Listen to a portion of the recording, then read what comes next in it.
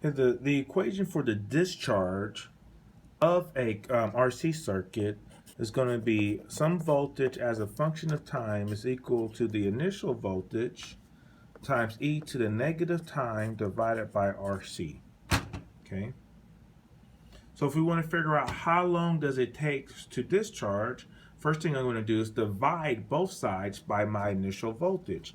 Typically my initial voltage in the RC circuit is going to be 5 volts. So I have some V final, so I'm going to just call that VF, and then, or my voltage of time, I won't call that VF. Eventually that's going to be 1.7. How long does it take to get to 1.7? So I can call that V final, it doesn't matter. So yeah, let's call it V final. VF divided by V naught is going to be equal to E to the negative T divided by RC. Then what do? I take the natural log of both sides. Now do the natural log of V final divided by V naught has to be equal to negative T divided by RC.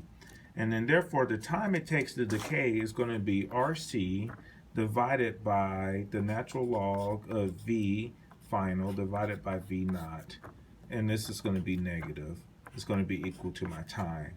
So if I write this in such a way that you guys are used to seeing it, it's going to be T is equal to negative RC natural log VF over V.